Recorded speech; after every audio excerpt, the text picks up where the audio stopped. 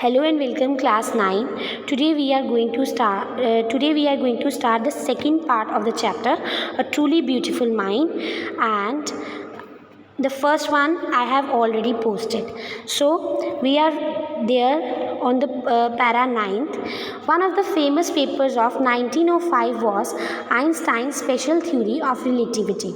तो इसमें वो क्या कह रहे हैं कि उनके जो फेमस पेपर्स थे 1905 में, उन्होंने बहुत सारे एक फेमस पेपर लिखा था जिसको बोलते हैं वो स्पेशल थ्योरी ऑफ रिलेटिविटी का, according to which time and distance are not absolute. और उनके अकॉर्डिंगली ये कहना था कि टाइम और डिस्टेंस एब्सोल्यूट नहीं है।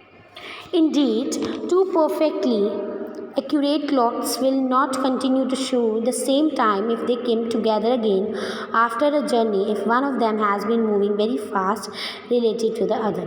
So यहाँ पे वो क्या कहते हैं, उन्होंने अपनी इस थ्योरी में क्या कहा कि टू परफेक्टली एक्यूरेट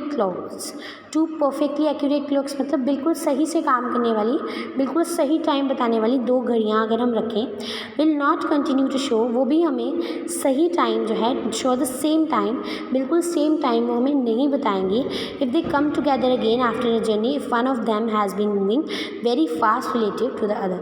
अगर वो जो है एक साथ भी आई हैं, एक क्लॉक जो है वो रिलेटिविटी की थ्योरी के अकॉर्डिंग ज़्यादा तेज़ चल रही होगी और एक क्लॉक जो है वो स्लो चल रही होगी, चाहे वो जितनी मर्जी हमने मैच कर ली हैं, लेकिन एक टाइम पे आपको ऐसा लगेगा कि 1-2 सेकेंड 1-2 मिनट का फ़र्क ज़रूर उसमें होगा ही होगा। From this follow the world's most famous formula which describes the relationship between mass and energy. और यहीं से जो मास और एनर्जी का फेमस फार्मूला साइंस में हम पढ़ते हैं वो स्टार्ट हुआ, E=mc²। In this mathematical equation E stands for energy, M for mass and C for the speed of light in a vacuum about 300,000 kilometre पर सेकेंड। तो E यहाँ पर क्या है बच्चे, E is energy, M is mass and C is the light in a speed of light in a vacuum. So here something relativity की theory के बारे में आइंस्टाइन ने भी कुछ वर्ड्स कहे थे। When you sit with a nice girl for 2 hours, कहते कि जब आप किसी अच्छी लड़की के साथ 2 घंटे के लिए भी बैठ जाओ, इट सीम्स लाइक 2 मिनट्स, तो अच्छा टाइम जो है वो बहुत जल्दी बीत जाता है एंड यू विल फील कि वो 2 घंटे 2 मिनट में बीत गए। When you sit on A hot stove for 2 minutes, लेकिन आप कहीं भी किसी हॉट स्टोव पे बैठ रहे हो या किसी डिफ़िकल्ट सिचुएशन में हो, then it seems like 2 hours, that's relativity. और आपको वो 2 मिनट भी 2 आवर्स के बराबर लगेंगे, इसे हम रिलेटिविटी कहते हैं। इसका एक एग्जाम्पल दे सकते हैं, when you have to wait for someone, आप डॉक्टर के गए हो, आपको वहाँ पे वेट करना पड़ रहा है, तो 15 minutes you will feel like 15 hours. But if you are watching your favourite show, favourite movie और doing something your favorite, you will feel like that time has passed very fast. So this is the theory of relativity that Einstein has talked about. So let's move to the next para number 10. While Einstein was solving the most difficult problems in physics, कहते हैं जब Einstein जो physics की सबसे ज़्यादा difficult points को solve कर रहे थे, his private life was unraveling, उनकी प्राइवेट लाइफ जो है उथल पुथल हो चुकी थी। Albert had wanted to marry Mileva right after finishing his studies. Albert क्या चाहते थे, वो मिलीवा से शादी करना चाहते थे जैसे ही उनकी स्टडीज़ कंप्लीट होती। But his mother was against it, लेकिन उनकी मदर को ये शादी मंजूर नहीं थी। She didn't want him to marry her. She thought Mileva who was 3 years older than her son was too old for him. उनको ऐसा लगता था कि मिलीवा जो उनके बेटे से 3 साल बड़ी है वो बहुत ही ज़्यादा बड़ी है। She was also bothered by Mileva's intelligence, उन्हें मिलीवा की इंटेलिजेंस से बड़ी प्रॉब्लम थी। She is a book like you, वो तुम्हारी जैसी ही एक किताब है। हिज मदर सेड, उनकी मदर ने उन्हें कहा। Einstein put the wedding off, Einstein ने अपनी और उसकी शादी को तोड़ दिया, मतलब उन्होंने शादी नहीं की। The pair finally married in January 1903 and had 2 sons, लेकिन फाइनली बहुत सारे स्ट्रगल्स के बाद फाइनली उन्होंने 1903 में शादी कर ली और उनके 2 बेटे हुए। But a few years later the marriage faltered, लेकिन कुछ सालों के बाद उनकी मैरिज भी नहीं टिकी। Mileva meanwhile was losing her intellectual ambition and becoming an unhappy housewife, क्योंकि मिलीवा को ऐसा लग रहा था कि वो अपनी इंटेलेक्चुअल एम्बिशन जो वो करना करना चाहती है, जो उनकी एम्बिशंस हैं, उनको वो साइड में रख कर सिर्फ एक अनहैप्पी हाउसवाइफ बनती जा रही हैं। After years of constant fighting the couple finally divorced in 1990।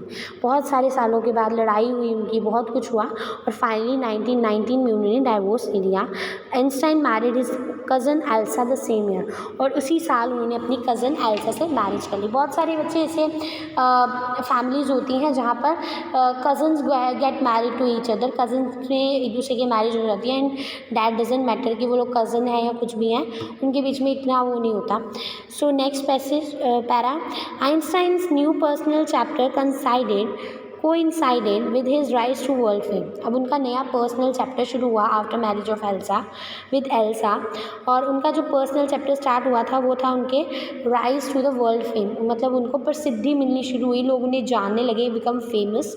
In 1915 he had published his general theory of relativity. 1915 में उन्होंने अपनी खुद की जनरल थ्योरी ऑफ रिलेटिविटी को बनाया, which provided a new interpretation of gravity, जिससे ग्रेविटी की एक न्यू इंटरप्रिटेशन सामने आई। लोगों ने ग्रेविटी को भी एक अलग तरीके से देखना शुरू किया। An eclipse of the sun in 1919 broad prove that it was accurate, और एक बार जब एक ग्रहण लगा तो उससे ये पता चल गया कि उन्होंने जो थ्योरी लिखी थी वो बिल्कुल करेक्ट थी। Einstein had correctly calculated in advance the extent to which the light from fixed stars would be reflected through the sun's gravitational field। तो आइंस्टाइन ने बहुत ही अच्छे से करेक्टली उन्होंने कैलकुलेट किया था पहले से ही कि किस एक्सटेंट में लाइट जो है फिक्स्ड स्टार्स यानी कि एक जगह पर टिके हुए जो स्टार्स हैं उनकी जो लाइट्स हैं वो जो है कितनी डिफ्लेक्ट होती है ग्रेविटेशनल फील्ड में। ये जो बच्चे साइंस के टर्म्स हैं, you will understand science better. The newspapers proclaimed his work as a scientific revolution, और इस बात के बाद न्यूज़पेपर ने उसके इस काम को साइंटिफिक रेवोल्यूशन का नाम लिया, क्योंकि उन्होंने साइंस को एकदम से बदल के रख दिया था उनकी इन रिसर्चेज ने। नेक्स्ट पैसेज है बताइए 13 वाला, Einstein received at the Nobel prize for physics in 1921। Einstein को 1921 में नोबेल प्राइज़ मिला फिजिक्स के लिए। He was showered with honours and invitations from all over the world and lauded by the press. उन्हें जो है हर ऑनर मिला, बहुत ज़्यादा सम्मान दिया, उन्हें बहुत जगह पर बुलाया जाता था ताकि उन्हें सम्मान दिया जाए पूरे वर्ल्ड में, और उन्हें जो है प्रेस जो है उनका पीछा भी नहीं छोड़ती थी। When the Nazis came to power in Germany in 1933, जब आप लोगों ने हिस्ट्री में पढ़ा होगा नाज़ीज़ के बारे में, तो 1933 में वो लोग पावर में आए थे जर्मनी में। Einstein immigrated to the United States, तो उस टाइम पे आइंस्टाइन यूएस चले गए। 5 years later the discovery of nuclear fission in Berlin had American physics in an uproar। तो क्या हुआ, 5 साल के बाद डिस्कवरी हुई न्यूक्लियर फिजन की इन बर्लिन में, और उसमें अमेरिकन फिजिस्ट जो थे वो सबसे ज़्यादा थे, अप्रोर में थे। Many of them had fled from fascism. अब क्या हुआ बच्चे, many of them had fled from fascism. बहुत सारे अमेरिकन फिजिस्ट जो थे वो अप्रोर में थे और वो फैसिज्म से भाग रहे थे, जैसे कि आइंस्टाइन भाग गए थे। मतलब ये लोग जो हैं नाजी से भाग रहे थे, ये लोग जो हैं किसी भी तरीके के एटॉमिक एक्टिविटी में इन्वॉल्व नहीं होना चाहते थे, ये नहीं चाहते थे कि इनको बॉम्ब्स बनाने में मजबूर किया जाए या कुछ, तो ये लोग भाग रहे थे।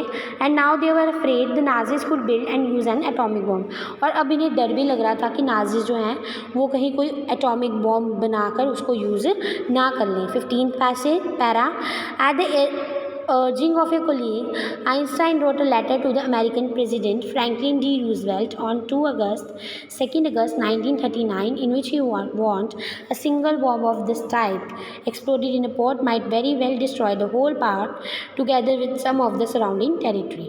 तो एक colleague के अर्ज करने पर, रिक्वेस्ट करने पर आइंस्टाइन ने एक लेटर लिखा अमेरिकन प्रेसिडेंट थे फ्रैंकलिन डी रूजवेल्ट को 2 अगस्त 1939 में, जिसमें उन्होंने वार्न किया कि अगर ऐसा सिंगल बॉम्ब भी बनाया जाएगा तो ये एक पूरे के पूरे इलाके को तबाह कर देगा, might very well destroy the whole port together with some of the surrounding territory, और ये पूरे के पूरे इलाके के साथ साथ उसके आसपास की जितनी टेरिटरी है उसको भी ये तबाह कर सकता है। Its word did not fail to have an effect, उसके वर्ड्स का इफेक्ट पड़ा। The Americans developed the atomic bomb in a secret project of their own and dropped it on the Japanese city of Hiroshima and Nagasaki in August 1945। तो Americans ने atomic bomb बनाया, उस time पे war चल रही थी बच्चे, उन्होंने सीक्रेट प्रोजेक्ट में बनाया और उन्होंने क्या किया, ये जापानीज सिटीज़ हिरोशिमा और नागासाकी पे ये गिरा दिए 1945 में, अगस्त 1945 में।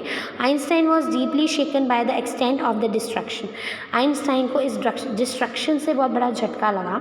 This time he wrote a public message to the United Nations. तो इस बार उन्होंने यूनाइटेड नेशन को एक पब्लिक मैसेज लिखा। यूनाइटेड नेशंस कौन से नेशंस है बच्चे? वो नेशंस हैं जो एक साथ मिलकर पूरे वर्ल्ड की शांति के लिए काम करते हैं, पूरे वर्ल्ड के हेल्थ के लिए काम करते हैं, उन्हें हम यूनाइटेड नेशंस कहा जाता है। तो बहुत सारी कंट्रीज़ इसके साथ जुड़ी हुई हैं और वो यही कोशिश करती हैं कि वॉर ना हो। तो इन्होंने एक पब्लिक मैसेज लिखा उनको और उसमें इन्होंने क्या कहा, in it he propose to formation of a world government. उसमें उन्होंने कहा कि एक वर्ल्ड गवर्नमेंट बननी चाहिए। Unlike the letter to Roosevelt, this one made no impact. लेकिन रूजवेल्ट को लिखा हुआ लेटर और ये वाले लेटर लिखे हुए लेटर में फ़र्क था। इस लेटर का कोई भी इफेक्ट नहीं पड़ा। But over the next decade Einstein got even more involve in politics. लेकिन अगले डिकेड तक, अगले 10 सालों तक आइंस्टाइन जो थे वो पॉलिटिक्स में और भी ज़्यादा इन्वॉल्व हो गए, agitating for an end to the arms buildup and using his popularity to campaign for peace and democracy. और वो उसमें किससे काम कर रहे थे? Arms buildup. आर्म्स क्या होते हैं? हथियार। हथियारों के बनने पर वो कह रहे थे कि नहीं बनने चाहिए क्योंकि इससे बहुत सारे लोगों की जान जा सकती है। And using his popularity to campaign for peace and democracy. और वो अपनी पॉपुलैरिटी को यूज़ करे थे, कैंपेन करे थे, लोगों को बता रहे थे कि हमें शांति के साथ रहना चाहिए, हमें जो है डेमोक्रेसी के साथ रहना चाहिए, हम सब लोगों को ऐसी गवर्नमेंट बनानी चाहिए जो लोगों के लिए, लोगों द्वारा और लोगों से बने, ताकि हमें जो है एक दूसरे पे मारने पे ज़्यादा फोकस करना चाहिए। लास्ट पैरा है बच्चे, when Einstein died in 1955 at the age of 76, he was celebrated as a visionary and world citizen as much as a scientific genius. तो जब आइंस्टाइन 1955 में जब उनकी डेथ हुई, 76 ईयर्स के थे तब वो, उनको जो है एक विजनरी के रूप में और एक वर्ल्ड के सिटीज़न के रूप में भी सेलिब्रेट। विजनरी कौन से होते हैं? जो आगे की सोचते हैं, बेटर सोचते हैं, ठीक है, और एक अच्छा पूरे वर्ल्ड के बारे में सोचने वाला था, तो इसलिए उसे उन्हें वर्ल्ड सिटीज़न बोला जाता था, पूरे वर्ल्ड का सिटीज़न कहते। वैसे ही उन्हें वो चीज़ों से भी सम्मानित किया गया, साथ साथ तो वो एक साइंटिफिक जीनियस तो थे ही, तो उनको जो है एक अच्छा सिटीज़न भी बोला गया और एक अच्छा विजनरी भी बोला गया। तो हेयर द चैप्टर एंड्स। तो हमने इस चैप्टर में जो है अब तक ये पढ़ा। स्टार्टिंग में हमने कैसे पढ़ा था कि आइंस्टाइन का जब जन्म हुआ, आइंस्टाइन जो थे उनके पेरेंट्स उनको एक फ्रैक समझते थे। उनके फादर को जो है उनके हेडमास्टर ने यहाँ तक भी बोल दिया था कि अगर ये कुछ भी बनना चाहे ये कभी भी सक्सेसफुल नहीं हो पाएगा। लेकिन उन्होंने जब वायलिन सीखा तो वायलिन में वो एक अमेच्योर जीनियस साबित हुए। उसके बाद जो है उन्होंने उनको स्कूल में बहुत सारी प्रॉब्लम्स आई। उनके जो टीचर्स थे उनके साथ उनके क्लैशेस होते रहते थे। उन्हें स्कूल का एडमिनिस्ट्रेशन नहीं पसंद था, उन्हें वो रूल्स नहीं पसंद थे, तो उनके हमेशा क्लैशेस होते रहते थे। फाइनली उन्होंने वो स्कूल भी छोड़ दिया, लेकिन फिर भी उन्होंने हार नहीं मानी। उन्होंने अच्छी यूनिवर्सिटी में जो है उन्होंने दाखिला लिया और वहाँ से ग्रेजुएट हुए, पेटेंट ऑफिस में उनको जॉब मिली। लेकिन साथ साथ उनके खुद के आइडियाज़ भी बीम होते रहे और फाइनली उन्होंने बहुत सारी चीज़ों के ऊपर रिसर्च करी और वो फेमस हो गए। एटॉमिक बॉम्ब जब बना तो उन्हें बहुत बुरा लगा क्योंकि वो नहीं चाहते थे कि कोई भी ऐसी चीज़ साइंस में बने जो इंसान को नुकसान पहुँचाए। लेकिन अमेरिका ने उन बॉम्ब्स को जापानीज़ के लिए यूज़ किया, ठीक है। जापानीज़ के हिरोशिमा और नागासाकी जगहों पर बहुत बुरी तरीके से उन्होंने बॉम्ब गिराए थे। बहुत ज़्यादा डिस्ट्रक्शन हुई थी, उनका दिल बहुत टूट गया था और वो चाहते थे कि ऐसी डिस्ट्रक्शन जो है फ्यूचर में कभी भी ना हो। और इसीलिए वो पॉलिटिक्स में भी फेमस हो गए। उन्होंने लोगों में पीस और डेमोक्रेसी का जो है लोगों को बताया कि इस तरीके से हमें रहना चाहिए। और जब वो उनकी डेथ हुई तब उन्हें एक साइंटिफिक जीनियस होने के साथ साथ एक विजनरी और एक वर्ल्ड सिटीज़न भी माना जाता था। So this was your chapter all about your chapter a truly beautiful mind. I hope this chapter is clear.